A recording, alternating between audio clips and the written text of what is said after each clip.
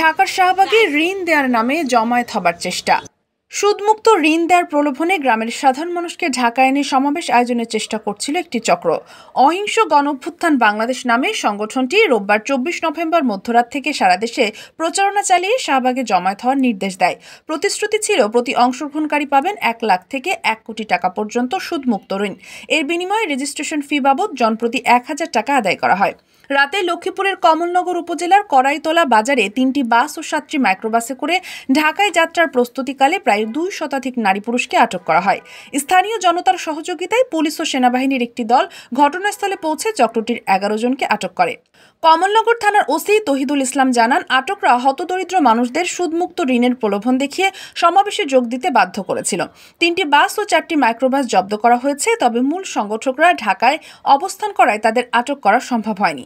অঞ্চলভিত্তিক নেতা হিসাবে পরিচিত আলমগীর ও সিরাজ নামে 2 ব্যক্তি একটি বাস ভাড়া করে লোকজন নিয়ে যাচ্ছিলেন, তবে পরিস্থিতি জটিল হওয়ার আগেই তারা পালিয়ে যান।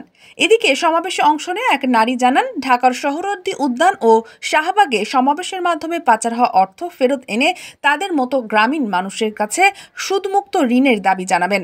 তাদের দাবি, প্রধান উপদেষ্টা হিসেবে ডক্টর মোহাম্মদ ইউনূসের এই উদ্যোগের সঙ্গে থাকবেন। স্থানীয়রা জানান, চক্রটি দীর্ঘদিন ধরে এলাকা জুড়ে রেজিস্ট্রেশন ফি বাবদ টাকা সংগ্রহ করে মানুষকে ঢাকায় নেওয়ার পরিকল্পনা করছিল।